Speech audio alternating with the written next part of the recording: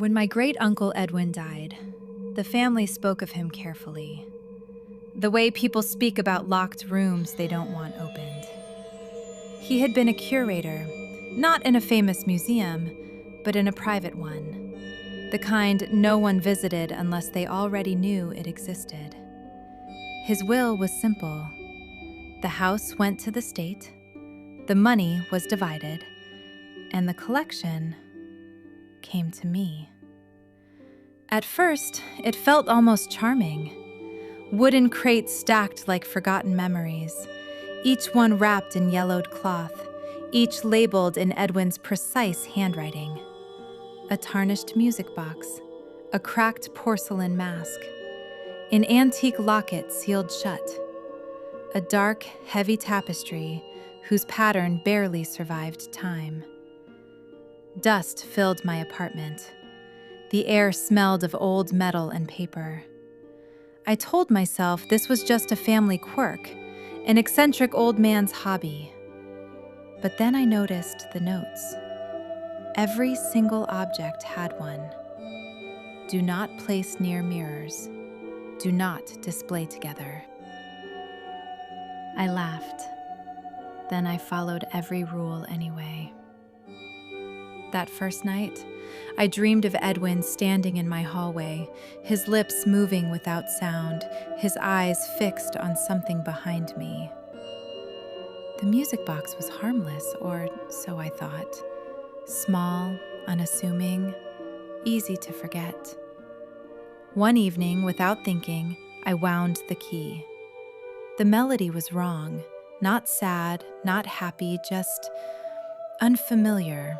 Like a lullaby remembered incorrectly. As it played, the room felt tighter, heavier. I became aware of my breathing, my heartbeat, the pressure behind my eyes. When the music stopped, everything looked normal, but I felt displaced, as if I had returned a fraction of a second too late. That night, I dreamed I was awake. I sat at my desk. The music box was open. From inside it came whispers, not sounds, but thoughts. We are listening. I woke up choking on the taste of metal. The music box was closed. But my chair had been pulled back, as if someone had been sitting there. I should have stopped. Instead, I opened the locket. Inside, there was no photograph, no inscription, only a dark surface that reflected nothing, not even light.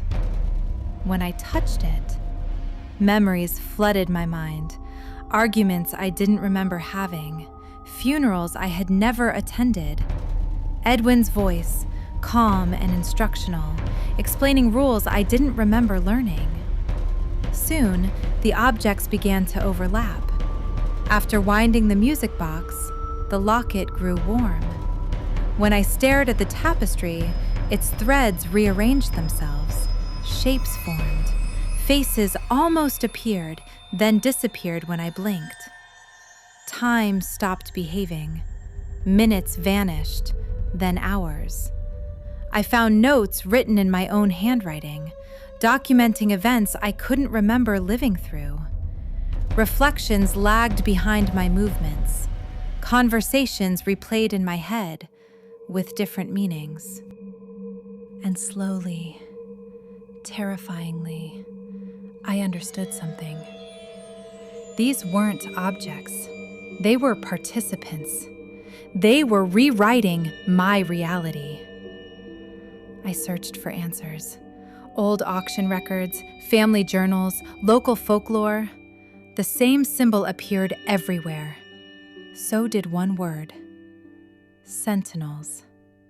Not ghosts, not spirits, something worse. Psychic parasites.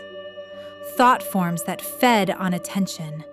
They survived by embedding themselves into objects, and then into families, passing quietly from one mind to the next. Edwin hadn't collected them accidentally. He had curated them, contained them. One journal entry froze my blood. They weaken when separated. They need witnesses.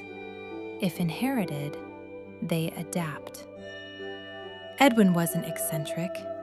He was a jailer. And now, so was I. I tried to destroy the collection. The trash bags reappeared in my apartment after I threw them out. When I smashed the music box, the sound echoed too long. The next morning, it sat perfectly intact on my desk. The hammer was gone. Sleep became impossible. The whispers grew clearer. They spoke of continuity, of legacy, of how easily minds could be softened, prepared. Then the final thought arrived, gentle, almost loving. What happens when you die? I saw it. My own handwriting, my own will. The collection passed on to someone curious, someone sentimental, someone who would ignore the rules just once. If you're listening to this and you've inherited something that feels wrong, an object that seems to watch you back, pay attention. Families don't just pass down blood and names. Sometimes they pass down witnesses, and whatever is waiting is very patient.